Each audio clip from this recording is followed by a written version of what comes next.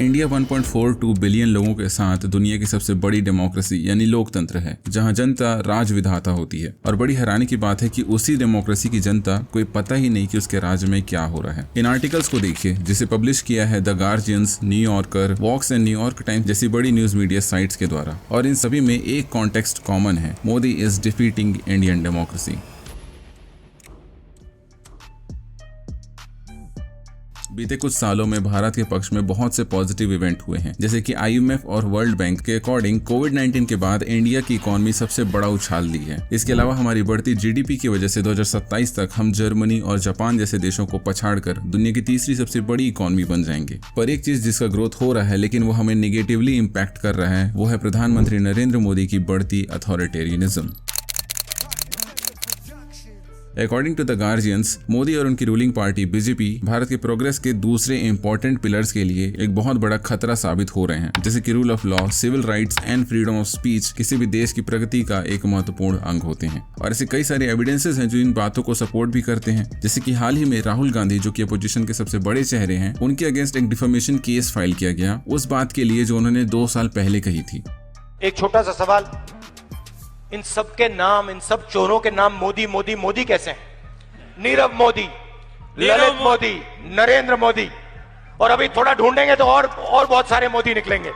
राहुल गांधी के इस भाषण से ऑफेंड होकर गुजरात के एक MLA ने उनके अगेंस्ट डिफेमेशन फाइल किया गुजरात हाई कोर्ट में और राहुल गांधी को 2 साल की सजा सुनाई गई। Surprisingly representation of people act के अकॉर्डिंग अगर किसी MP को 2 साल की सजा होती है तो उसकी पार्लियामेंट की मेंबरशिप तत्काल खत्म कर दी जाती है। क्या ये सिर्फ एक कोइंसिडेंस था? और ऐसा भी नहीं है कि ये पहली बार हुआ हो कि गवर्नमेंट को कभी अपोजिशन से कोई दिक्कत हुई हो। 2014 की जीत के बाद मोदी और BJP का तेज, तत्काल और डराने वाला मुहिम चला अपोनेंट्स, इंडिपेंडेंट जर्नलिस्ट और इंडिपेंडेंट मीडिया ऑर्गेनाइजेशंस के खिलाफ। सिंपल रूल है, डाकिया को रास्ते से हटा दो ताकि संदेश कभी पहुंचे ही ना। आप सरकार के खिलाफ देश में कुछ नहीं कह सकते क्योंकि वो एंटी नेशनल हो जाएगा। फरवरी 2023 में BBC ने एक डॉक्यूमेंट्री पब्लिश की जिसमें उन्होंने मोदी का 2002 में हुए गुजरात दंगे से कनेक्शन बताया, जिसमें 1000 लोगों की जान गई थी। और ये जैसे ही पब्लिश हुआ इसे तत्काल ही बैन कर दिया गया, ये कहकर कि इसकी वजह से कॉलोनियल माइंडसेट या देश विरोधी भावना प्रमोट होती है। हमारे पहले प्रधानमंत्री जवाहरलाल नेहरू ने एक धर्मनिरपेक्ष लोकतंत्र की स्थापना की और हमारे 14वें प्रधानमंत्री श्री नरेंद्र मोदी ने राष्ट्रीय मंच पर इस मानसिकता को त्यागते हुए कहा कि हम एक हिंदू राष्ट्र की स्थापना करेंगे। इसकी वजह से भारत में अल्पसंख्यक यानी कि माइनॉरिटी के साथ, स्पेशली मुस्लिम माइनॉरिटी के साथ भेदभाव और नफरत बढ़ने लग गया। और अगर इस मेंटालिटी को आपको हमेशा के लिए जिंदा रखना है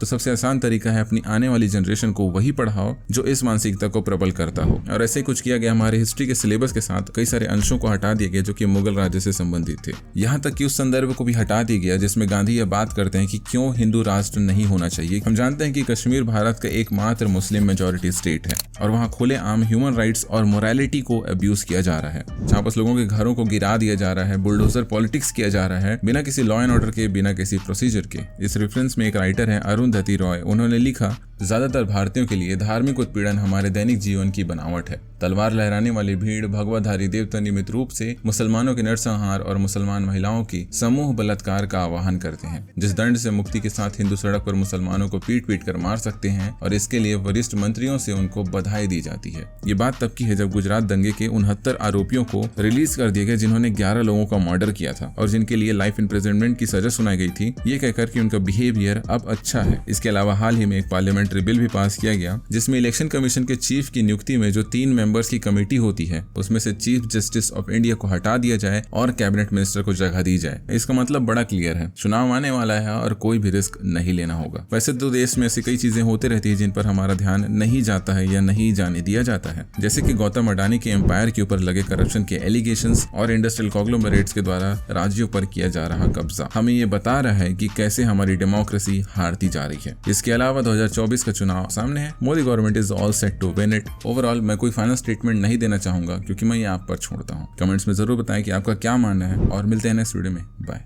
देश में ध्रुवीकरण नहीं होना चाहिए, न सांप्रदायिक आधार पर, न जातीय आधार पर, न राजनीति ऐसे 2 खेमों में बंटनी चाहिए कि जिनमें संवाद न हो, जिनमें चर्चा न हो।